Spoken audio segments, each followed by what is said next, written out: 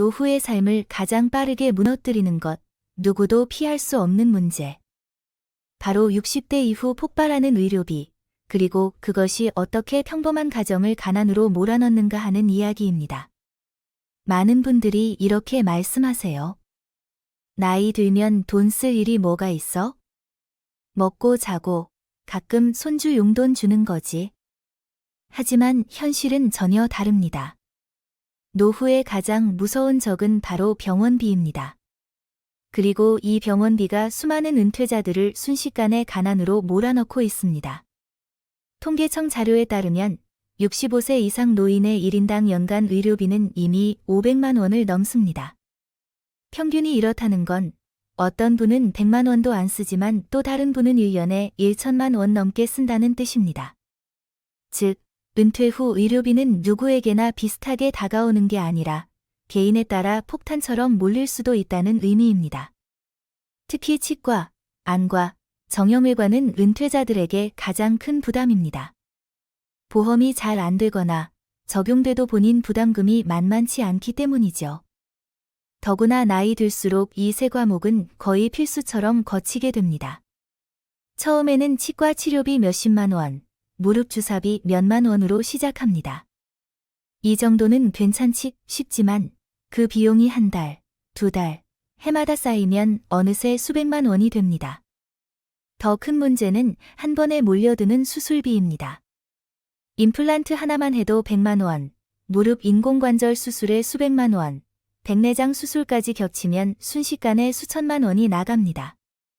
실제로 병원에 입원해 수술을 받게 되면 수술비만이 아니라 입원비, 검사비, 재활치료비가 함께 따라옵니다. 수술이 끝나도 끝난 게 아닙니다.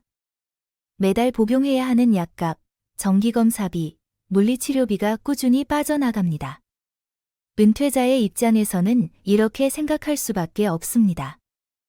연금으로 겨우 생활비 맞추기도 빠듯한데 병원비까지 이렇게 나가면 도대체 어떻게 버티나.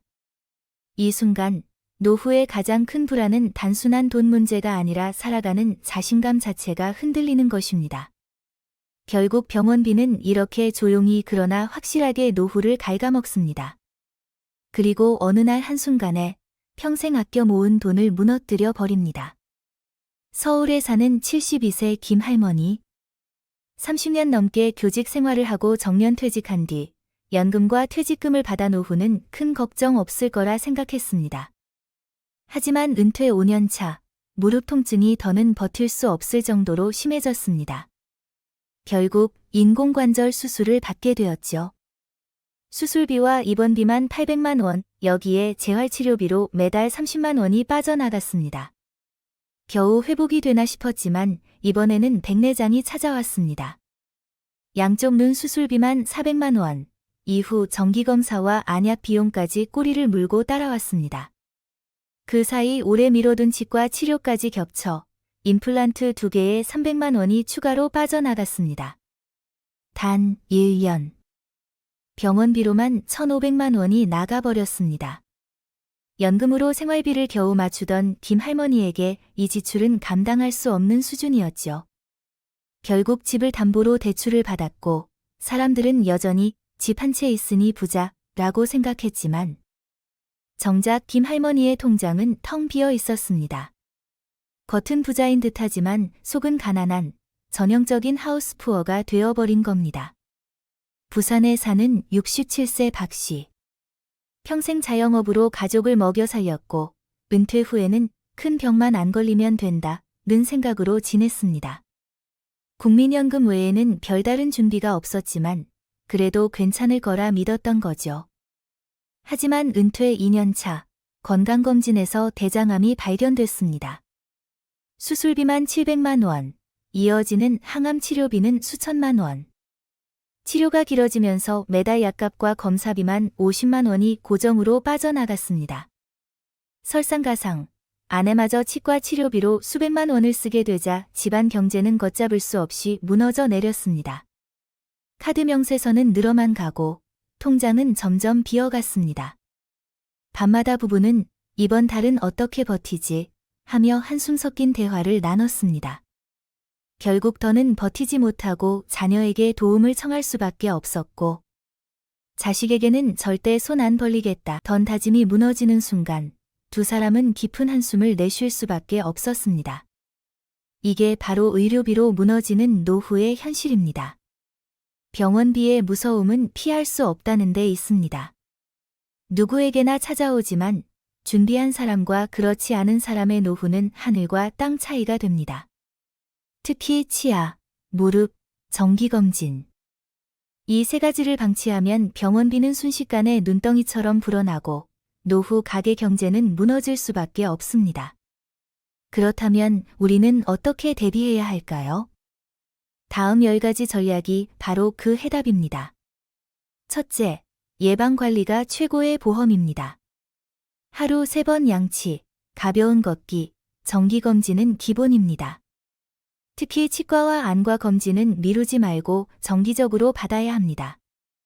여기에 과식, 야식 줄이기, 금연, 절주 같은 생활습관 개선이 더해지면 병원비는 절반 이하로 줄어듭니다. 건강은 병원에서 찾는 게 아니라 매일의 습관에서 시작됩니다. 둘째, 꼭 필요한 보험만 챙기세요. 무턱대고 여러 보험에 가입하는 건 오히려 돈 낭비입니다. 치과, 암, 수술비 특약처럼 실제 지출 위험이 큰 부분만 보완하는 게 현명합니다. 보험료를 생활비의 10에서 15% 이상으로 늘리면 오히려 생활이 흔들리니 꼭 필요한 것만 남기는 것이 지혜입니다. 셋째, 건강 자산에 투자하세요. 운동화 한 켤레, 가벼운 아령, 정기검진비 같은 작은 지출은 낭비가 아니라 투자입니다. 오늘의 5만 원, 10만 원이 내일의 수백만 원, 수천만 원 병원비를 줄여줍니다. 건강을 위한 소비는 절대 사치가 아니며 가장 수익률 높은 투자가 됩니다. 넷째, 생활비와 병원비를 분리하세요. 연금이나 수입이 있다면 그중 일부를 병원비 전용 통장으로 따로 떼어두는 습관이 필요합니다. 병원비는 언젠가 반드시 쓰게 될 돈입니다. 따라서 매달 5만 원, 10만 원이라도 꾸준히 모아두면 치과 치료비나 정기검진비처럼 반복적으로 드는 비용을 감당하는 데 큰 도움이 됩니다. 작은 준비가 쌓이면 병원비가 생활비를 무너뜨리는 일을 막을 수 있습니다. 다섯째, 돌발 상황에 대비한 긴급 자금을 마련하세요. 예상치 못한 수술이나 입원비는 대부분 갑자기 찾아옵니다. 따라서 생활비, 병원비 통장과는 별도로 300만에서 500만 원 정도의 긴급 자금을 마련해 두는 것이 안전합니다. 이 돈은 큰 병이나 사고가 닥쳤을 때 가족에게 손 벌리지 않고 버틸 수 있는 최소한의 안전망이 됩니다. 여섯째, 자산의 균형을 다시 점검하세요. 집 한 채, 차 한 대가 노후를 지켜주지 않습니다. 현금 흐름, 즉 쓸 수 있는 돈이 있는지가 훨씬 중요합니다.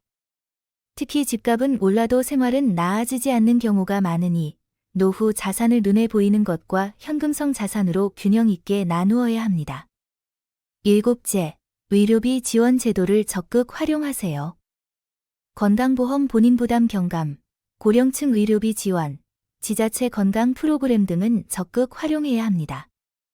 보건소 무료 검진, 노인복지관 운동교실은 돈 들이지 않고 건강을 챙길 수 있는 좋은 기회입니다. 제도와 혜택은 아는 사람만이 가져가는 돈이라는 사실을 기억해야 합니다. 여덟째, 장기요양보험과 돌봄 제도를 확인하세요. 나이 들어 가장 큰 부담은 간병비와 재활비입니다. 장기요양보험 등급을 미리 확인해 두면 돌봄 서비스와 비용 지원을 받을 수 있습니다. 이 제도를 아느냐 모르느냐가 가족의 부담을 좌우합니다. 아홉째, 가족과 미리 대화를 나누세요. 의료비는 결국 가족의 문제이기도 합니다. 병이 생긴 뒤에야 허겁지겁 의논하지 말고 미리 가족과 역할과 비용 분담을 솔직히 얘기해 두는 게 지혜입니다. 나는 괜찮아 라는 침묵보다 혹시 이런 상황이 오면 이렇게 하자 라는 대화가 훨씬 큰 힘이 됩니다. 마지막으로 수면과 스트레스 관리에 신경 쓰세요.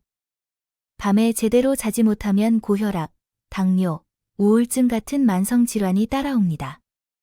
또 스트레스는 면역력을 떨어뜨려 작은 병을 큰 병으로 키웁니다. 병원비를 줄이는 가장 확실한 방법 중 하나가 잘 자는 것과 마음을 돌보는 것입니다. 좋은 잠과 평온한 마음은 노후 건강의 가장 강력한 방패입니다. 노후를 무너뜨리는 건 사치도 여행도 아닙니다. 바로 병원비입니다. 하지만 기억하세요. 병원비는 피할 수 없습니다. 하지만 대비는 지금 당장 시작할 수 있습니다. 작은 준비가 쌓이면 큰 병원비가 몰려와도 버틸 수 있는 힘이 생깁니다. 진짜 부자는 병원비가 많이 들어도 무너지지 않는 사람입니다. 오늘부터 작은 습관 하나만 바꿔 보십시오. 그 변화가 당신의 노후를 지켜줄 가장 든든한 힘이 될 것입니다.